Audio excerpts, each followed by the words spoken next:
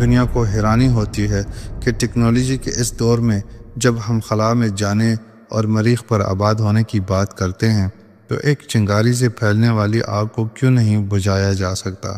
Los Angeles کو پچھلے 8 دنوں سے مسلسل پھیلی ہوئی آگ نے اپنی لپیٹ میں لیا ہوا ہے۔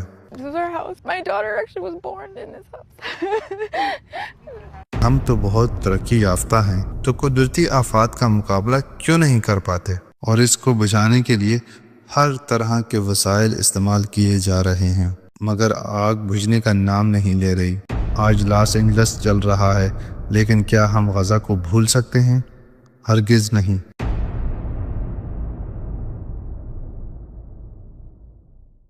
لاس اینجلس کو پچھلے 8 دنوں سے مسلسل پھیلی ہوئی آگ نے اپنی لپیٹ میں لیا ہوا ہے۔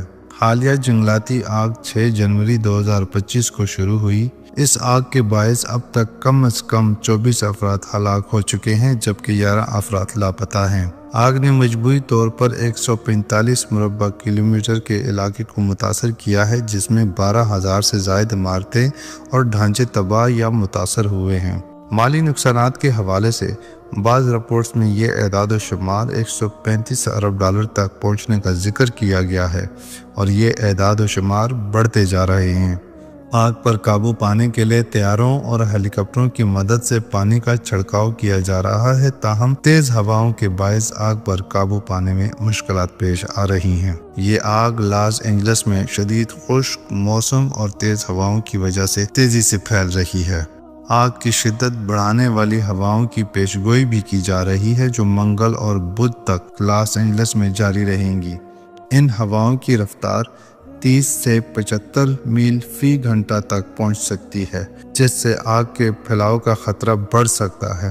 یہ ایسی تباہی ہے جس کا تصور بھی ہمیں خوف میں مبتلا کر دیتا ہے۔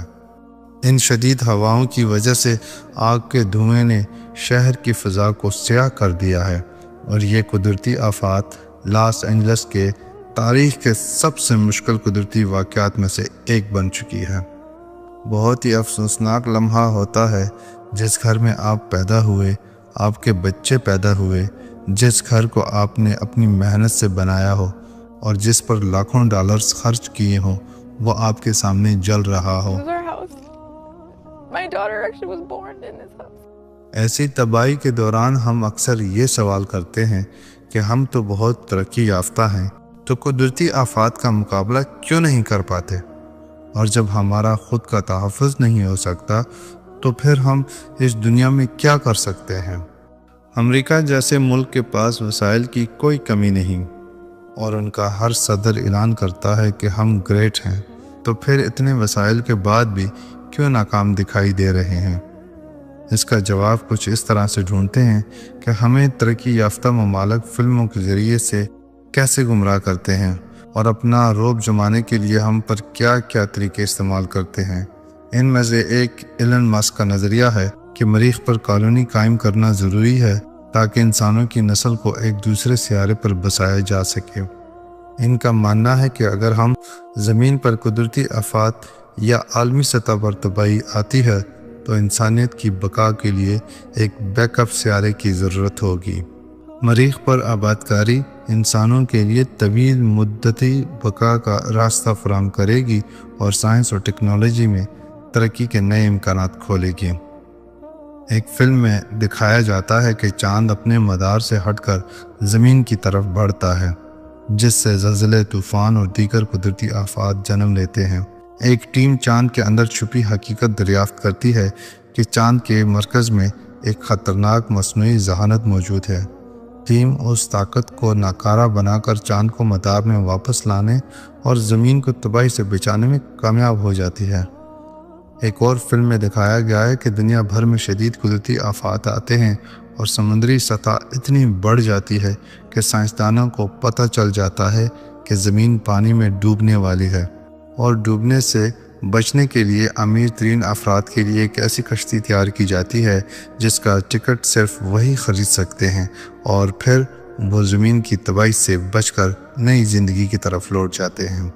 اس طرح اور بھی بہت سی فلمیں ہیں جن میں دکھایا جاتا ہے کہ وہ بڑی سی بڑی قدرتی آفت سے خود کو بچا سکتے ہیں، مگر یہاں تو آگ ایک چنگاری سے پھیلی ہوئی کو نہیں بجھا سکتے، اور اس کو بجھانے کے لیے ہر طرح کے وسائل استعمال کیے جا رہے ہیں، مگر آگ بجھنے کا نام نہیں لے رہی۔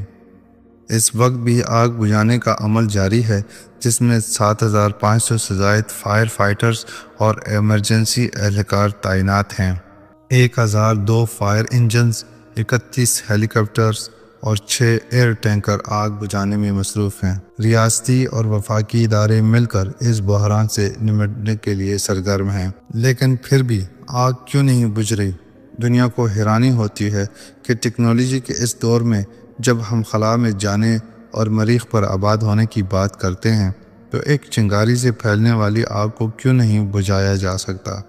حقیقت یہ ہے کہ قدرتی آفات کے آگے انسان اور اس کے بنائے گئے وسائل سب بے بس اور عاجز ہیں۔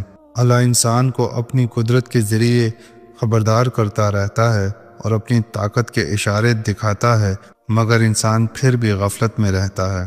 یہ آفات پہلے بھی آئے ہیں، جیسے 2005 میں پاکستان میں زلزلہ آیا جس میں لاکھوں لوگ شہید ہوئے اور بے شمار لوگ بے گھر ہوئے۔ جو چیزیں ہم فلموں میں دیکھتے ہیں یا جو ہم نے طاقتور ممالک کے بارے میں سنا ہے وہ حقیقت سے بہت دور ہے۔ جب ہم کہتے ہیں کہ امریکہ یا چین یا کوئی اور ملک سپر پاور ہے تو وہ بھی لاس اینجلس کی آگ جیسی آفات کے سامنے کچھ بھی نہیں ہے۔ اس کے ساتھ ترقی یافتہ ممالک کو یہ بھی سوچنا چاہیے کہ دنیا کے دوسرے حصوں میں کیا ہو رہا ہے۔ آج لاس اینجلس جل رہا ہے، لیکن کیا ہم غزہ کو بھول سکتے ہیں؟ ہرگز نہیں۔ غزہ میں بھی لوگ آج تک جنگ اور تباہی کا سامنا کر رہے ہیں۔ بچے، عورتیں اور بے گناہ لوگ اپنی زندگی کی جنگ لڑ رہے ہیں، اور دنیا کو ان کے دکھ کو بھی محسوس کرنا چاہیے۔ غزہ میں جاری تباہی اور انسانی المیہ پر دنیا کو سوچنا ہوگا۔ جنگ بندی کے لیے کوششیں تیز کرنی ہوں گی اور مظلوموں کا ساتھ دینا ہوگا۔ آج اگر لاس اینجلس کی آگ نے دنیا کی توجہ حاصل کی ہے تو دنیا کو غزہ کی تکلیف اور بربادی کو بھی یاد رکھنا چاہیے۔ انسانیت کا تقاضا ہے کہ ہم اپنے درد کے ساتھ دوسروں کے درد کو بھی سمجھیں اور ان کے لیے آواز اٹھائیں۔ یہ آفت روز قیامت کی ایک جھلک ہے، جب پہاڑ روئی کی طرح اڑتے دکھائی دیں گے اور دنیا کا ہر نظام ختم ہو جائے گا۔ یہ آگ آج نہ سہی کل بجھ جائے گی، مگر اصل کامیابی اس شخص کی ہے جو ان واقعات سے سبق لے، اللہ سے رجوع کرے اور اپنے خالق و مالک کو پہچانے۔